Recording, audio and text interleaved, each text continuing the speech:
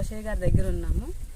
ఆయన ధన్వంతరి ఉత్పత్తులు granules and RPS 76 ఆయన వరి పొలానికి వాడారు.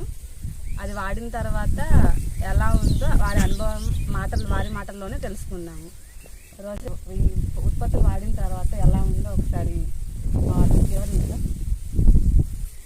ఈ ధన్వంతరి వాళ్ళ గ్రాన్యువల్స్ వాడిన తర్వాత భూమి సారవంతంగా కనపడుతుంది. మనకి సౌడు భూమి వల్ల పంట దిగుబడి తక్కువగా ఉండేది. ఈ సంవత్సరం కొంచెం కంకి కూడా దళసరంగాను కొంచెం బారుగా ఉంది. దానికైతే పంట ఆశాజనకంగా కనపడుతుంది. ఈ ఆర్పిఎస్ 76 గ్రాన్యువల్స్ వాడడం లాభదాయంగా ఉంది.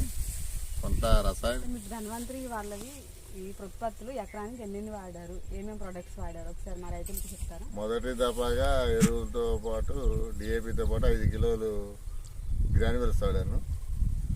తర్వాత రెండో దఫా ఎరువు వేసేటప్పుడు ఆర్పిఎస్ 76 ఎకరానికి 1/2 లీటర్ వాడారు. మొత్తం 5 ఎకరాలకి. 5 ఎకరాలకు వాడారు. బాగానే ఉందని చూస్తున్నాను. ప్రస్తుతానికి బాగానే ఉంది. రేపు ప్రస్తుతానికి బాగానే ఉంది. నమస్తే అండి. ఏదైతే మనం మొట్టమొదటిసారి మీకు నెల రోజులు ఉన్నప్పుడు ఈ ఉత్పత్తి ఎలా ఉందనేది ఒక వీడియో పెట్టడం జరిగింది. ఒక నెల రోజుల్లో గ్రాన్యువల్స్కి ఎలా వచ్చింది వరి అనేది మీకు పెట్టడం జరిగింది. అయితే అప్పుడు రైతు ఏమన్నారంటే రిజల్ట్స్ చూసేంతవరకు నేను మాట్లాడినని చెప్పేసి చెప్పడం జరిగింది. ఈరోజు అయితే రిజల్ట్స్ ఆశాజనకంగానే ఉన్నాయి. రైతు కూడా హ్యాపీగానే ఉన్నాడు. అందుకే మేము కలవటం జరిగింది. ఒకసారి ఇంటర్వ్యూ అనేది తీసుకోవటం జరుగుతుంది. రోషయ్య గారికి మా కంపెనీ తరఫున ఆర్గానిక్ వ్యవసాయం తరఫున ధన్యవాదాలు తెలియజేస్తున్నాం. నమస్తే అండి. సో రైతులందరూ ఒకసారి ఆలోచించాల్సింది ఏంటంటే భూమిలో కెమికల్స్ ఎక్కువైతే పంట దిగుబడి తగ్గిద్ది. ఎప్పుడైతే మీరు కెమికల్స్ బాగా పండాలని కెమికల్స్ వేస్తున్నారో మన దిగుబడి తగ్గుతూ ఉంటుంది. ఎందుకంటే అక్కడ మనకి వ్యవసాయం చేసేది కిందన్న బ్యాక్టీరియా.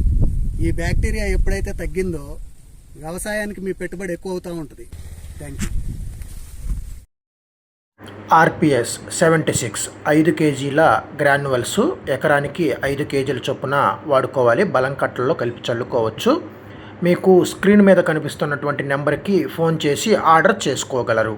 Thank you.